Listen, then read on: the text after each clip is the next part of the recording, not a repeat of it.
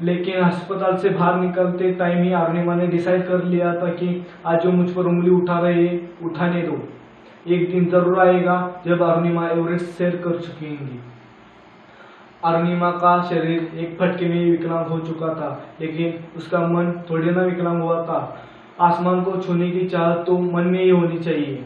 अगर आपका मन कोई बात डिसाइड कर लेता है ना, तो आपका पूरा शरीर आपका साथ देता है। इसलिए मैं आपको एक बात कहना चाहता हूँ कि आपका सबसे बड़ा मोटिवेटर दूसरा तीसरा कोई नहीं, आप खुद होते हो। मैं तो बस आपको मोटिवेट करता हूँ, लेकिन सारा काम तो आप ही को तो करना है। अरुणिमा उठते बैठते खाते पीते सिर्फ एवरेस्ट सैर करने का ही सोच रही थी। जब अरुणिमा ने एवरेस्ट सैर करने का फैसला कर चुका था, तब उसके कानों पर बहुत सारी बात ऐसे आने लगी कि लगता है अरुणिमा के शरीर पर जख्म होने की वजह से उसके दिमाग पर भी असर हो चुका है, इसलिए वो ऐसी बातें कर रही है।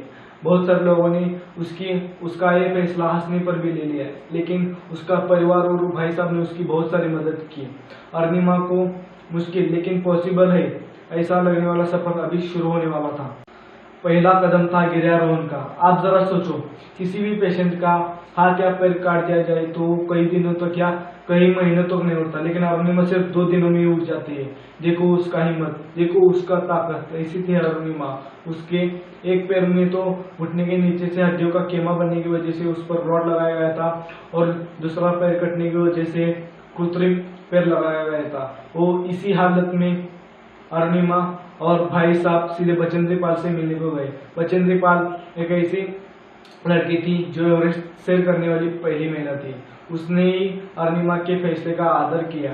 आप इस हालत में एवरेस्ट सैर करने का सोच रही है तो आप पहले ही एवरेस्ट चढ़ चुके हैं। बस आपको एवरेस्ट चढ़ना है, वो सिर्फ खुद को साबित करने के लिए और लोगों को दिखाने के लिए। फिर आगे जाकर अरुणिमा को नेहरू गिरी भ्रमण प्रशिक्षण केंद्र में 1.5 वर्ष की कठिन परिस्थितियों के गुजरने के बाद उसको थोड़ा एवरेस्ट चढ़ने का एहसास भी हुआ। उसको ऐसा एहसास हुआ कि एक पैर कृत्रिम था, वो जमीन में फंसाते ही उस पर लगा हुआ रॉड ऐसा घूमता था। इसी वजह से वो अपना वो पैर जमीन में नहीं गिरा पाते थे, और दूसरे पैर में रॉड लगने की वजह से उस पर थोड़ा तो जोर दिया तो उस पे झटके लगते थे। इसलिए इस हालत की वजह से उसके साथ कोई शेरपा नहीं आना चाहता था, लेकिन किस तरह से उसके परिवार और भाई साहब ने एक शेरपा को पटा लिया, और यहाँ से शुरू होती है अरुणिमा का रोमांचक सफर।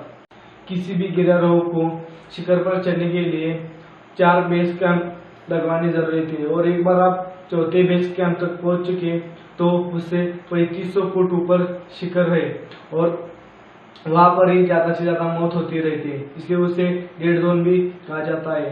अरुणिमा की एक खासियत यही थी कि वो लगातार चौथे बेस कैंप तक सबसे आगे बढ़ती रही, और इतना आगे बढ़ती रही कि लोग कहते रहे, अरुणिमा क्या बात है, आप लगातार हमसे आगे बढ़ते रहे हो, आखिर क्या खाती हो। लेकिन अरुणिमा यह चाहती थी कि मैं विकलांग, उसमें भी महिला, इसलिए मुझे किसी भी तरह की मोहलत नहीं चाहिए थी, और यही फैसला उसके काम से भी निकल आ रहा था। डेड जोन की लड़ाई अभी शुरुआत हो चुकी थी। खून को जमा देने वाली ठंड, और जिधर देखो उधर मौत के तांडव, मृत्यु सामने से दिखाई दे रही थी। और कल बात किए हुए बांग्लादेशी गिर्यारोहक को आज आगे मरा पड़ा हुआ दिखाई दे तो अरुणिमा के रोंगटे खड़े हो चुके हैं। लेकिन अरुणिमा अंदर कोई खुद को बता रही कि तुम्हें मरना नहीं है। अरुणिमा, सच बात है, जैसा आप मन को कहते हो, अगर सेम वही रिप्लाई आपके शरीर से मिलता है। 21 मई 2013 ये शिखर का आखिरी पड़ाव था, और अरुणिमा बस चढ़ने वाली थी, लेकिन तभी वक्त शेरपा की आवाज आई, अरुणिमा तुम्हारा ऑक्सीजन लेवल अब कम हो चुका है, आप जल्दी से नीचे आइए, आप एवरेस्ट सर बाद में भी कर लेना।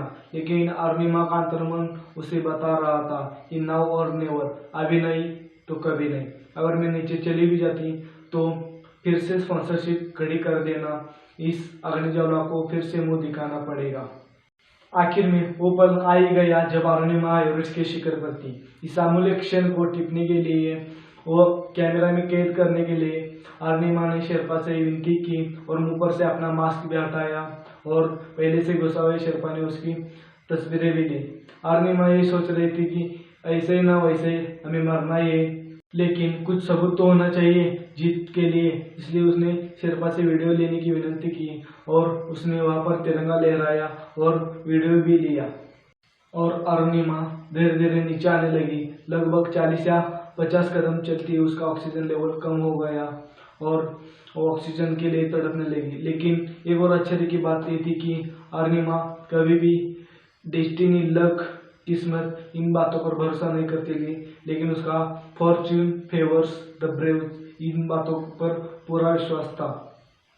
और वहां पर ही ऑक्सीजन की कमी होने की वजह से अरुणिमा तड़पने लगी थी और एक ब्रिटिश गिरारोहक ने भारी हो रहा है इसलिए फेंका गया सिलेंडर उसे मिल गया और शेरपा ने उसे वो सिलेंडर लगा भी दिया और अरुणिमा धीरे धीरे डेडलाइन से बाहर भी आ गई और वो सही सलामत नीचे उतर भी गई। देखो दोस्तों, किस्मत भी क्या चीज होती है।